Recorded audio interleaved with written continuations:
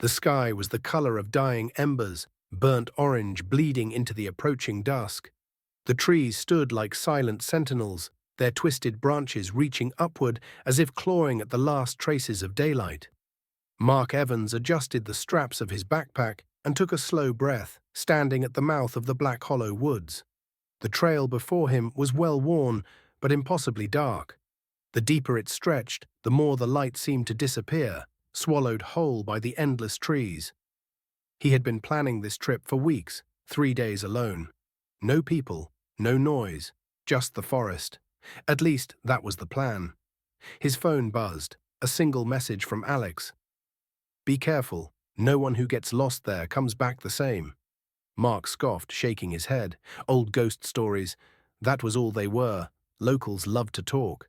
They whispered about hikers vanishing without a trace, about search parties that found no footprints, no gear, just empty campsites, frozen in time. Ridiculous. Mark had hiked harder, more dangerous terrain. This was just another forest. With a final glance at the fading sky, he stepped forward. The trees swallowed him whole. The first few miles were easy. He moved steadily, following the marked path, the steady crunch of leaves beneath his boots, the only sound in the world. The deeper he went, the more the air changed. It smelled different here, thicker, damp, tinged with something metallic. The sun dipped lower, the trees stretched taller, something about their trunks seemed wrong. Not normal, too uniform, too perfectly spaced apart. Mark frowned, running a hand over the bark. It was smooth, too smooth, as if the forest had grown itself this way intentionally, like it was designed. The silence came suddenly, not the kind of quiet he expected in nature. No distant birds, no rustling wind, not even the buzzing of insects, just nothing. Mark slowed his pace. He had spent years hiking alone, but this was different. It wasn't just quiet, it was wrong. The kind of wrong that tightened in his chest and made his skin crawl. Still, he pushed forward, shaking off the nerves. He had hiked most of the day, and if he wanted to reach his campsite before nightfall, he couldn't waste time. But as he stepped over a fallen log, his boot landed on something soft. Not leaves, not dirt, something wet. Mark looked down. A shoe, caked in mud, half sunk into the earth, the laces torn, the sole covered in dark stains, and beside it, another, and another, a trail of abandoned shoes. Some looked old, decayed, the fabric eaten away by time, others newer. His pulse quickened. This was nothing. A lost hiker, maybe, someone who passed through years ago. But why just the shoes? And why did the mud around them look fresh? Mark took a careful step back, his fingers tightening around the straps of his bag. That was when he noticed something else. The trail was gone. His heart skipped. The path that had been right there, clear as day, was gone. Not overgrown, not obscured, just gone, like it had never existed. The trees had shifted. They weren't where they had been a moment ago. Mark spun in a slow circle, his breath coming faster. The trees pressed in, surrounding him like towering figures, their branches tangled together like fingers interlocking. A cold sweat broke across his skin. This wasn't possible. Had he taken a wrong turn? Had he gone deeper than he thought? He checked his phone. No service, no GPS. Of course, the sun was nearly gone now, slipping beneath the horizon, casting the forest in hues of deep blue and black. Mark took another slow step, turning back toward where he thought he came from. That was when he heard it. A whisper. Faint, distant. Somewhere in the trees. He froze, his entire body locking in place. It was soft, just on the edge of hearing, threading through the silence like a thread pulled through fabric. He couldn't make out the words, just the sound, whispering. Multiple voices, but no movement, no wind, just whispers. And then, in the middle of it all, his name. Mark. His blood turned to ice. It wasn't possible. No one knew where he was. And even if they did, no one was out here. He swallowed hard, his mind scrambling. Maybe an echo, maybe the wind, maybe... The whispers came again, closer, and then a new sound. Laughter, low, breathy, almost playful. Not human. Mark took a step backward. The voices stopped. The silence returned, but the air had changed. It felt full, like something was holding its breath, watching, waiting. Mark took another step. A branch snapped behind him. His body locked up. The whispers burst into laughter again. He spun, swinging his flashlight through the trees. Nothing. The beam caught only endless darkness between the trunks. The fog coiled like living veins between them, shifting as if something had just moved out of sight. His breathing turned ragged. His mind screamed at him to run. But then he remembered. The stories, the warnings. If you hear them, don't answer. If they call your name, don't run. Just pretend you never heard it. Pretend you aren't afraid. Mark squeezed his eyes shut, breathed through his nose. In. Outside. Even though every inch of his body screamed to run, he stood still. The whispering faded. The laughter grew distant. And then nothing. Only silence. Mark exhaled shakily. He turned toward his gear, his hands trembling as he unrolled his sleeping bag. Whatever just happened, it was over. Or so he thought, because as he laid down, staring up at the tangled branches, something whispered again, right beside his ear. "Good night, Mark." And the light flickered out.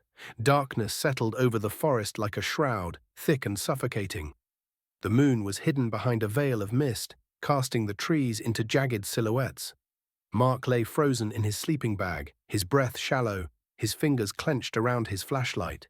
That voice, it had been right beside him, not across the clearing, not in the distance, right, next, to him. But there was nothing there. The air felt heavy. Something was different.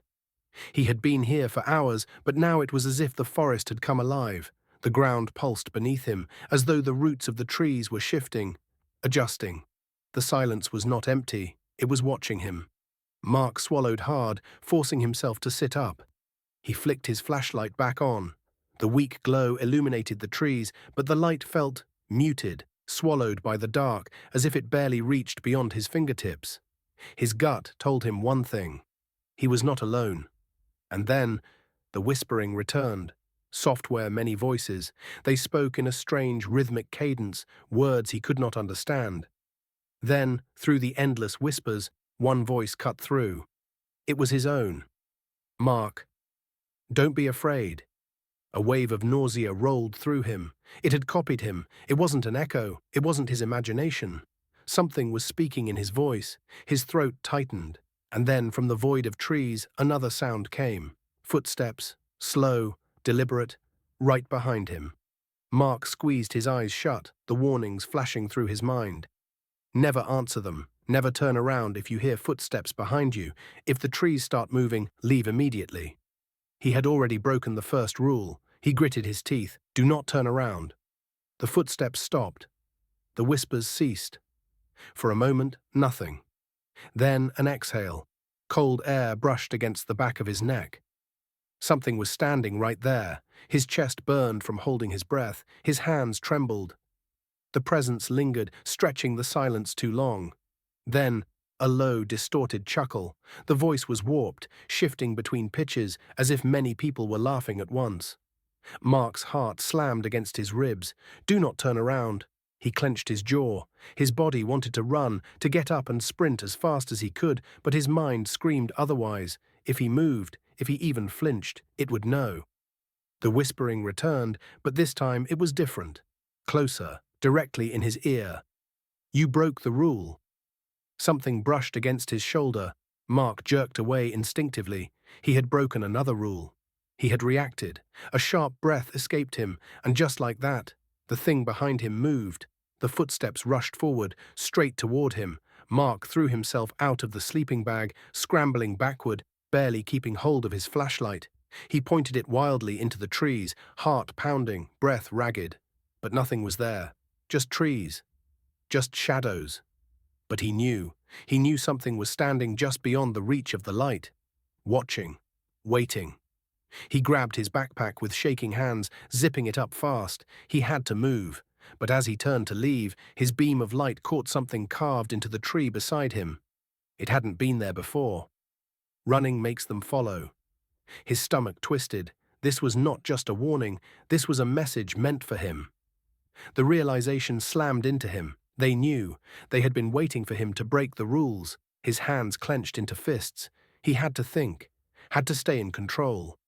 He inhaled, slow and steady, forcing himself to think past the fear. If he panicked, if he let his mind spiral, he was as good as dead. Mark pressed forward, stepping carefully, deliberately, refusing to run. The trees pressed in closer, narrowing the trail. The further he walked, the harder it was to breathe. It felt like he was being squeezed into a tunnel. The air grew thick, wet. The smell of damp earth mixed with something rotten. Something wrong. He heard it again. The laughing, and worse, it was coming from up ahead. His flashlight flickered, and in the brief darkness between flashes, something shifted. Something stepped onto the path in front of him. The beam of light flickered back on. And he saw it, a figure standing directly in his way. Hooded, motionless, staring. Mark's breath hitched. It was wearing his face. His stomach dropped. His mind screamed at him to move, to run, to do anything. But his body refused to listen. The thing opened its mouth, and then it whispered, in his own voice, "Mark, you need to leave." His flashlight died completely. The darkness swallowed everything, and the whispers surrounded him. The darkness pressed in from all sides. The silence was worse than the whispers. Mark stood frozen, heart hammering against his ribs, his grip tightening around the useless flashlight. The thing in front of him, his own reflection standing in the middle of the path, had spoken in his voice. It had told him to leave. But the voice was wrong. Too flat. Too empty. Something shifted behind him. A breath. A presence. He was surrounded. The laughter started again, soft at first, then growing, overlapping. Multiple voices weaving together into a chorus of mockery. His muscles locked. If he ran, they would follow. If he stayed, they would take him. The air around him grew thick, charged with something he could not explain. The forest seemed smaller, the trees leaning in, their branches curling downward as if trying to trap him. His flashlight flickered once, and in that brief instant they moved, all at once. The hooded figures shifted closer. The nearest one, his doppelganger, stood inches away. A shudder crawled through Mark's body. It was like looking in a mirror, but something was off. The eyes were wrong, too wide, too empty, too hungry. The voice came again, softer now. "Mark, where are you going?" It tilted its head, studying him, its lips curling into a smile that didn't reach its dead eyes. Mark felt something crack inside his mind. This wasn't just a thing wearing his face. It wasn't mimicking him. It was becoming him. He forced himself to move, to take a slow step backward. The thing stepped forward. Perfectly in sync. A shadow of himself. The voices in the woods started to shift. Repeating. Copying. Mark took another step. So did the thing in front of him. The realization struck him like ice in his veins. If he didn't leave now, one of them would. And it wouldn't be him. His body screamed to run, but if he ran, if he broke that rule, they would follow. And he would never stop hearing them. Something brushed against his shoulder, cold, wet. Fingers. Mark spun. There was nothing there. His heart hammered in his chest. The figures in the trees were closer now, their whispers overlapped in a chaotic symphony. "You shouldn't have come. You're not supposed to be here. You're not supposed to be here. You're not supposed to be here." The words looped, distorting, becoming something else entirely. Mark clenched his jaw. He had to move, slow, deliberate. Every step away from the clearing, his double matched him, mimicking him exactly. The figures in the trees swayed in unison, whispering, laughing, watching, waiting. The fog thickened. The world tilted. Mark's head spun. Something was wrong. Each step felt repeated. Hadn't he already passed this tree? The one with the deep scratch down its bark? He had. He was looping. The forest wasn't letting him leave. Panic coiled around his throat. There had to be a way out. There was always a way out. Right? The figure in front of him smiled wider. Mark clenched his fists, shoving the panic down. He needed a plan. He could not let them force him into making the wrong move. Think, think, think. Then it hit him. The journal, the old abandoned journal in the ruined campsite, the warnings scrawled in frenzied handwriting. They mimic, they copy, but they can't think. They do what you do. So if you want to leave, make them show you how. Mark stared at his doppelganger. His heart pounded. This was a gamble. If he was wrong, he was dead. But if he was right, he took a deep breath and took a step toward the figure. The whispers stopped. The forest stilled. The thing that wore his face faltered. Just for a moment, a flicker of hesitation. Then it stepped back. Mark took another step. The copy stepped back again. A thrill of terror pulsed through him. He had never seen them react like this before. They always moved forward, always closed in. But now, they were pulling away. The figures in the trees stopped swaying. Their whispers became ragged, uneven. The laughter was gone. Mark felt his stomach twist. For the first time, they sounded afraid. He lunged forward, and the doppelganger staggered back. The others moved too. They were reacting, mimicking. Like a mirror, they couldn't copy something they hadn't seen before. They weren't human. They didn't understand fear. And now, they didn't understand him. Mark took another step forward, then another. Then he ran, not away, toward them. The figures scattered, splitting into the fog, their whispers breaking apart into desperate fragments. The forest groaned. The trees shuddered. Something was wrong. He had broken the cycle. Mark's lungs burned, his legs numb. The air grew thin. The ground shifted beneath his feet. He wasn't just leaving the forest was rejecting him. The moment he saw the first hint of light ahead, he ran faster. Branches tore at his arms. The whispers turned into screams. But he didn't look back, not once, not until he was free.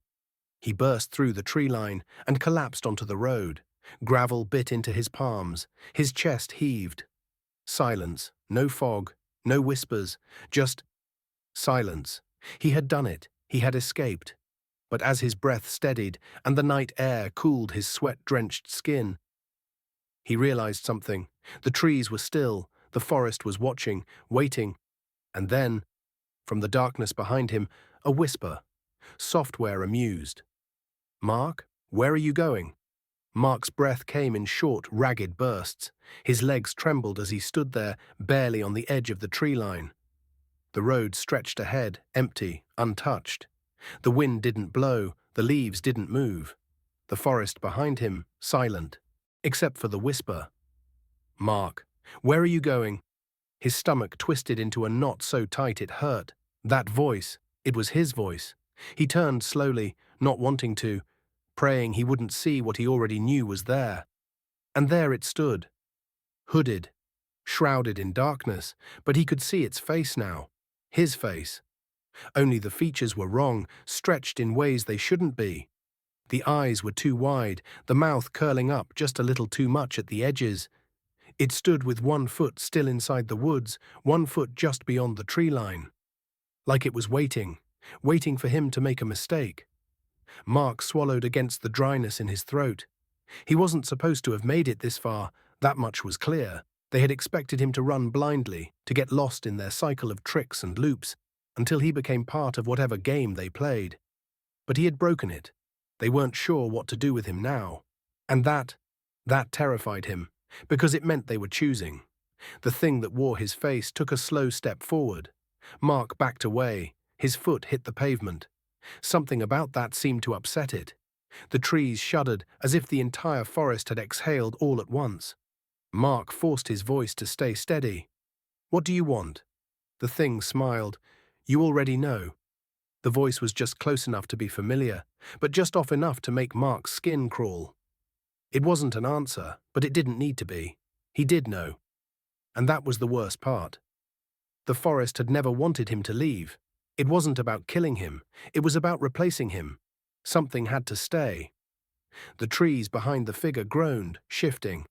Mark felt it, an almost magnetic pull toward the woods, toward the dark. He wasn't safe yet. The road might as well have been a mile away. Because as long as they were still watching him, he wasn't free. Not yet. The figure took another step. Mark's foot slid backward again. It mirrored him, every movement, every breath. For a brief, horrifying moment, he imagined what would happen if he reached the car. Would he open the door? Would it slide in with him? Would it sit in the passenger seat, smiling, saying nothing? Would it wait until he got home, settled in, and then, only then, would it take his place?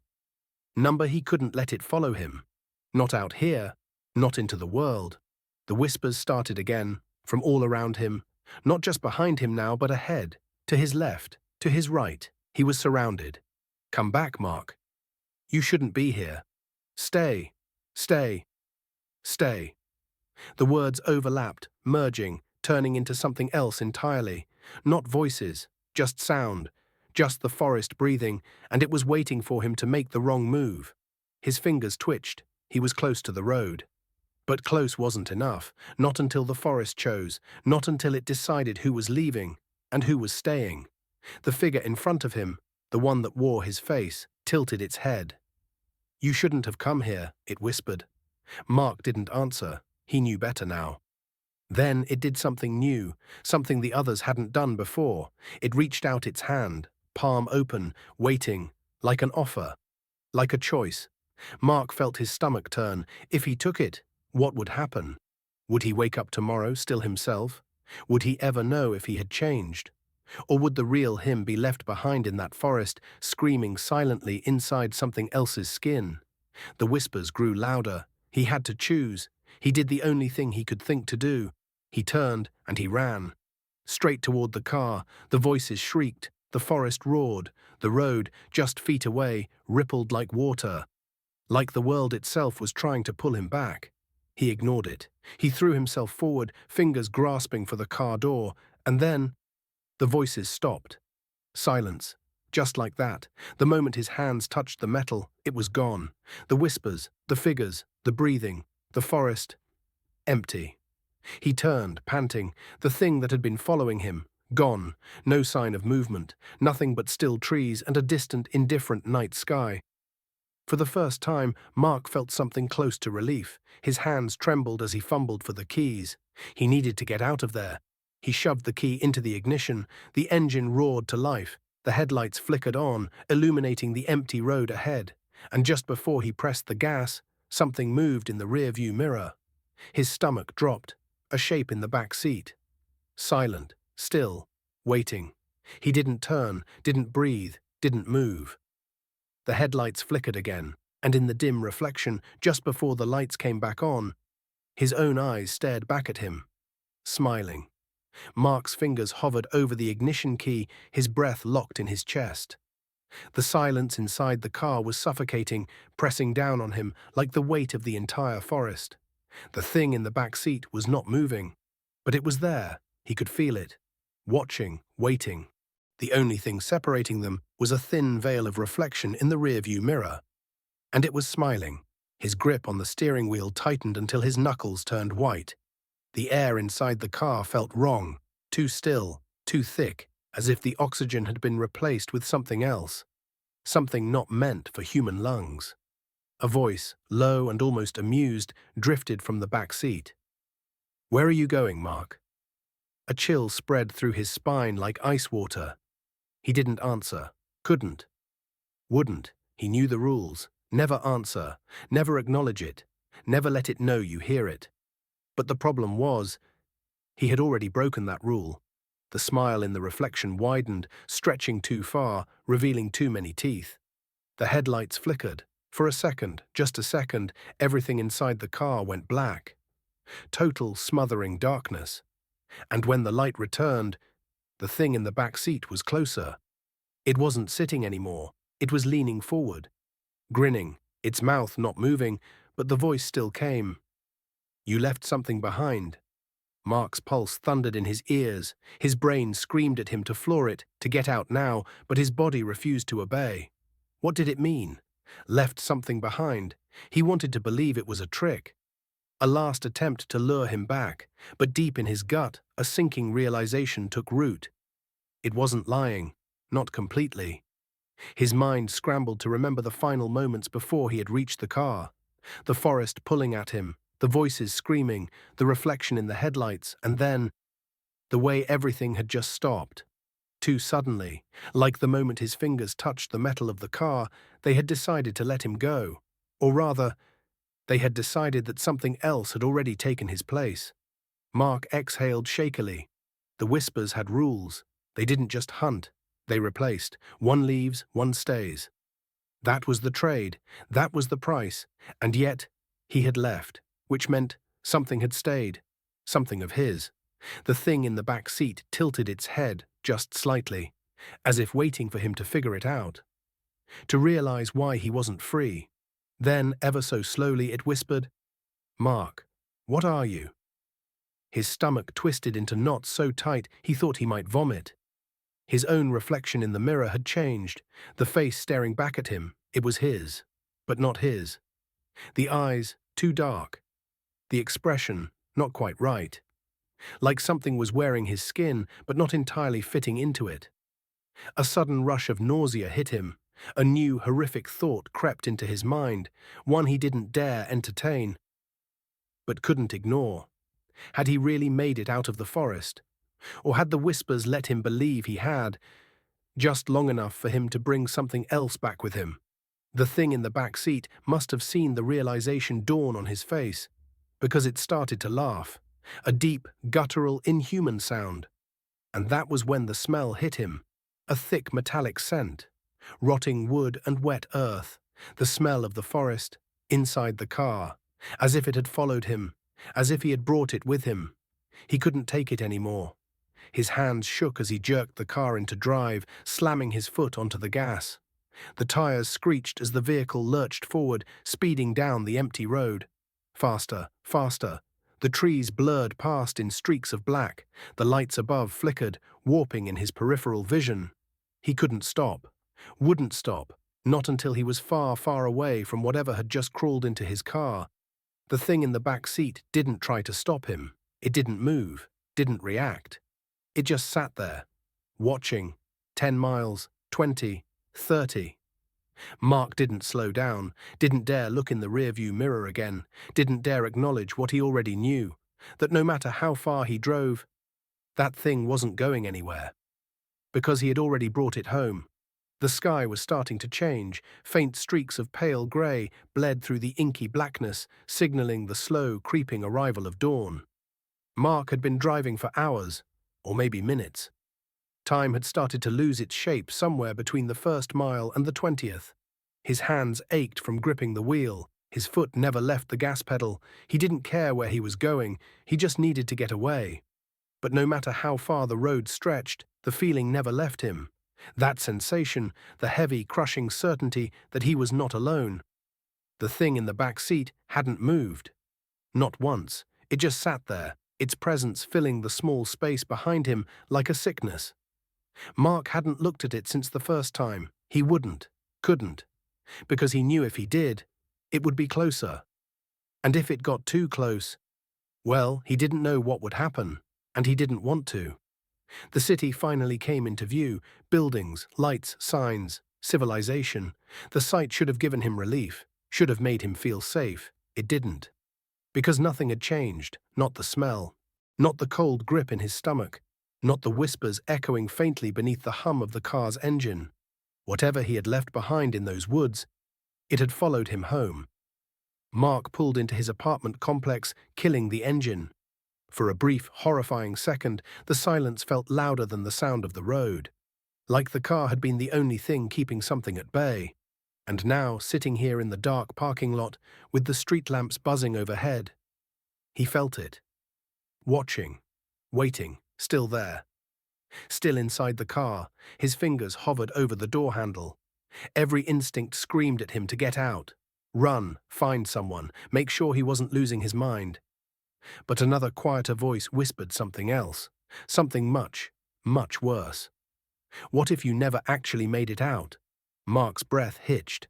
The thought came from nowhere, or maybe it had always been there, lurking just beneath the surface, that awful, nagging doubt. The last clear memory he had was stepping onto the road. Everything after that was just a blur, driving, the whispers, the thing in the back seat. Had he ever really left the forest, or had it let him believe he had?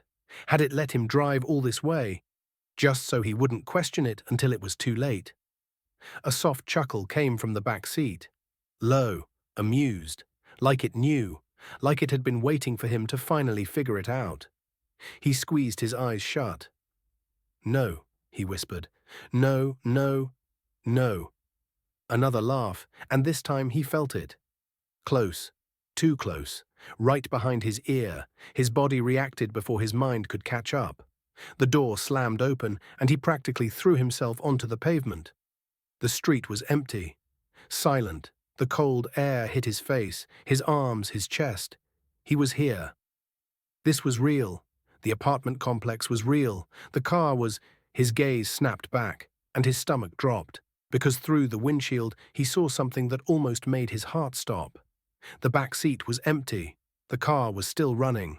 Headlights glowing, but there was nothing inside. No figure, no whispering. No him. The front door to his apartment complex buzzed open. His neighbor, an older man, stepped out, squinting at him through the dim morning light.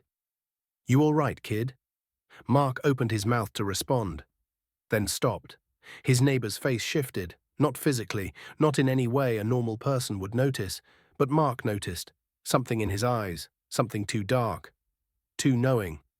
Like it recognized him, like it had been expecting him. Mark's stomach turned to ice. He backed away from the car, away from his neighbor, away from everything. He didn't know where to go, what to do. All he knew was that he had made a mistake, a terrible, irreversible mistake, because whatever had happened in those woods, it wasn't over, and it never would be. Not now, not when it had already found a way to follow him home. The world outside his window hadn't changed. The sun had fully risen now, spilling pale morning light across the city. Cars moved down the streets, people walked along the sidewalks, drinking coffee, talking on the phone. Life was continuing, just as it always had. And yet, something was wrong. Mark stood frozen in his apartment, staring at his own reflection in the window. The face staring back was his. But it wasn't. It didn't blink, didn't move. Just watched. A noise from behind made his breath hitch, the soft creak of his bedroom door. Slow, deliberate, as if someone or something was stepping inside. His body refused to turn, his hands clenched into fists at his sides. A whisper, barely audible, drifted through the apartment. "Mark, you left something behind." His vision blurred. The headache that had been creeping at the edges of his skull since he left the forest exploded into sharp electric pain. Something inside him cracked. A memory. No, a missing piece. His brain twisted, trying to reject it, trying to keep it locked away. But the whispers wouldn't allow that. They wanted him to remember the forest, the road, the moment he saw the headlights and thought he had made it out. But what had actually happened? Had he really escaped, or had something else just let him believe he had? Had they switched places?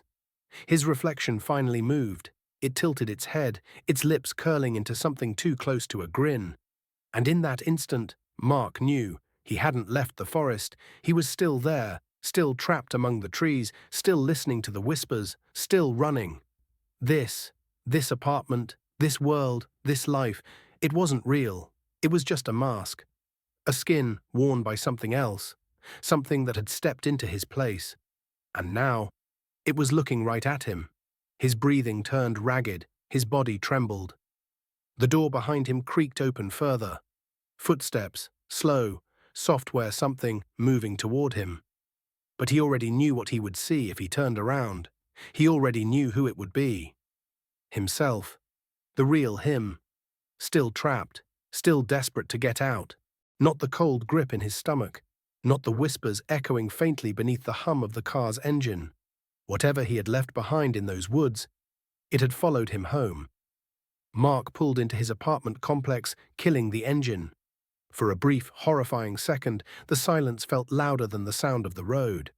Like the car had been the only thing keeping something at bay. And now, sitting here in the dark parking lot, with the street lamps buzzing overhead, he felt it.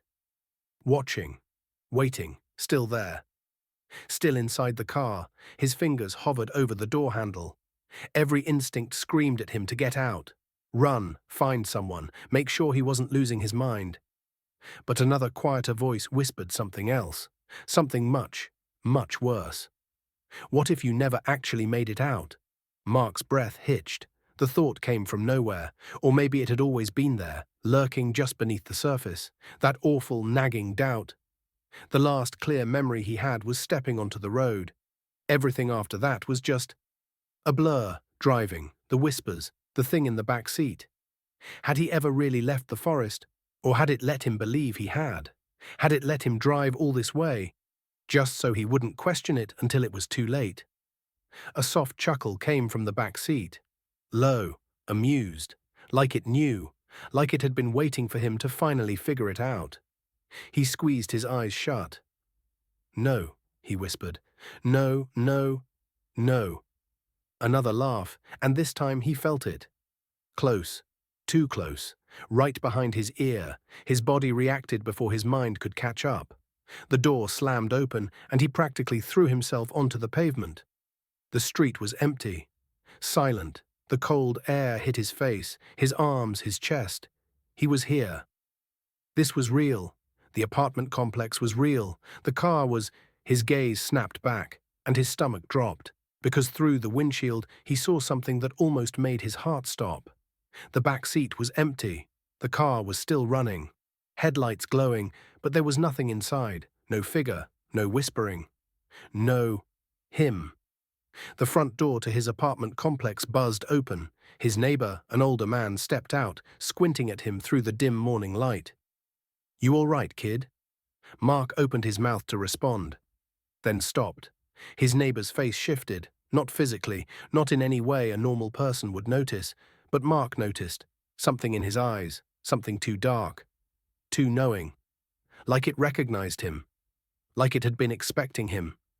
Mark's stomach turned to ice. He backed away from the car, away from his neighbor, away from everything. He didn't know where to go, what to do.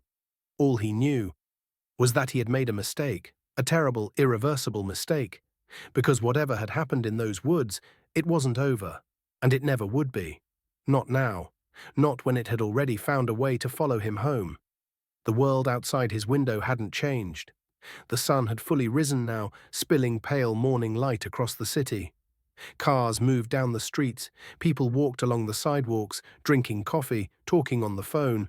Life was continuing, just as it always had. And yet, something was wrong. Mark stood frozen in his apartment, staring at his own reflection in the window. The face staring back was his. But it wasn't. It didn't blink, didn't move. Just watched. A noise from behind made his breath hitch, the soft creak of his bedroom door. Slow, deliberate, as if someone or something was stepping inside. His body refused to turn, his hands clenched into fists at his sides. A whisper, barely audible, drifted through the apartment. "Mark, you left something behind." His vision blurred. The headache that had been creeping at the edges of his skull since he left the forest exploded into sharp electric pain. Something inside him cracked. A memory. No, a missing piece. His brain twisted, trying to reject it, trying to keep it locked away. But the whispers wouldn't allow that.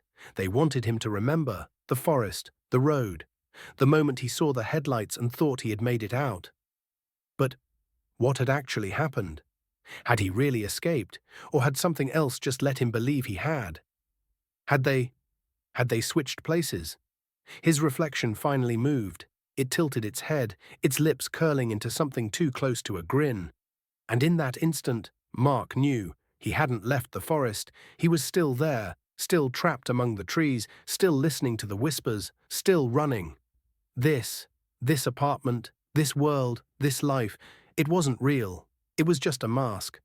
A skin worn by something else, something that had stepped into his place. And now, it was looking right at him. His breathing turned ragged, his body trembled. The door behind him creaked open further. Footsteps, slow, software something moving toward him. But he already knew what he would see if he turned around. He already knew who it would be. Himself. The real him. Still trapped, still desperate to get out. Do you think Mark really escaped? Or was he the one who got replaced? Comment your theories below. If you enjoyed this story, make sure to like the video and subscribe for more terrifying tales. Turn on notifications so you never miss the next chilling mystery. Thank you for watching. See you at the next showing, if you make it out. Movie camera play I.